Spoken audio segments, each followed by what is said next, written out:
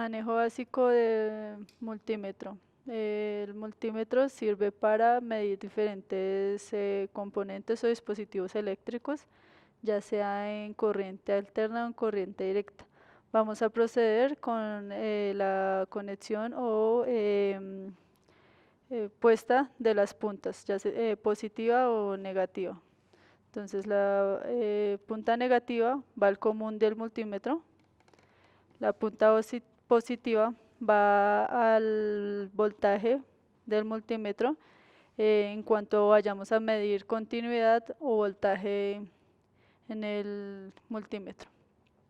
Procedemos a encender el multímetro. Cuando queremos medir continuidad, lo que hacemos es girar la perilla hacia el signo de sonido o de continuidad.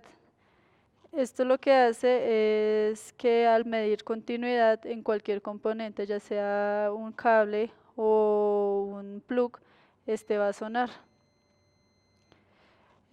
Cuando queremos medir voltaje, ya sea en corriente alterna o en directa, si queremos medir voltaje en corriente alterna, lo giramos a esta parte del multímetro, en donde vamos a medir voltaje en corriente alterna, lo que son voltajes de 110 a 120 o de 220 a 240. Son los voltajes que se miden en las tomas corrientes, por lo principal.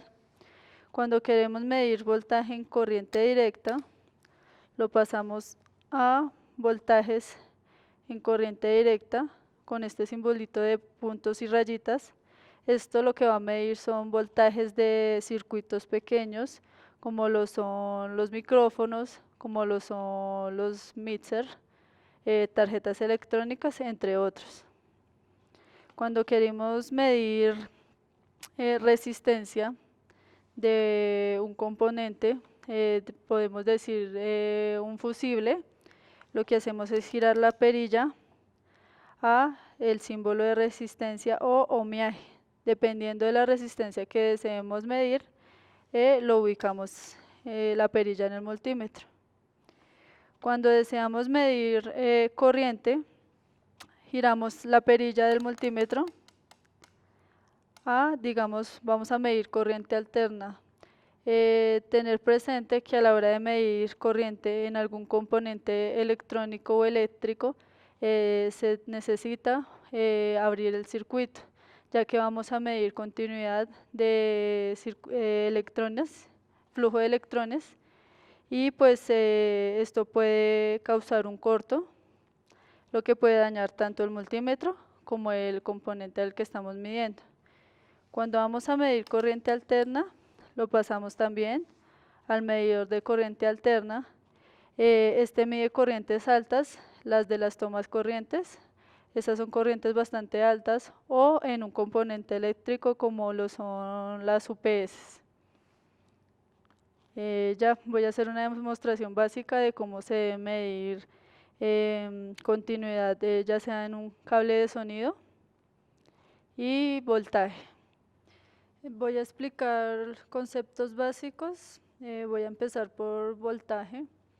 Voltaje es la diferencia de potencial eléctrico, o sea, la cantidad de potencia que cruza por un conductor, ya sea baja o ya sea alta, ya dependiendo de si es en corriente alterna o en corriente directa.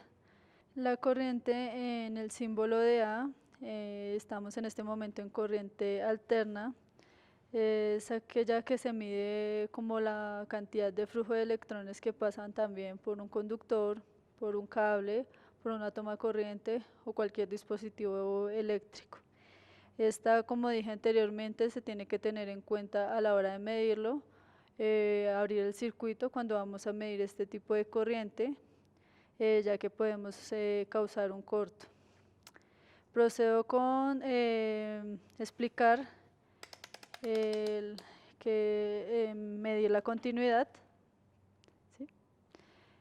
Pues la continuidad, como lo expliqué anteriormente, es comprobar que pues el circuito está funcionando correctamente y no está abierto en ninguna parte. Como dije anteriormente, la continuidad se pone en las puntas del común y en el voltaje, y este tiene que sonar. Cuando vamos a medir continuidad en un dispositivo o en un cable, dependiendo del dispositivo, este tiene que sonar. Ahora voy a proceder con explicar qué es la resistencia. La resistencia o ohmeaje, como lo conocemos nosotros, es la oposición al paso de la corriente. Entonces lo que hace este dispositivo o este componente es limitar el flujo de electrones. Dependiendo para qué lo necesitemos, podemos medir la resistencia de un componente.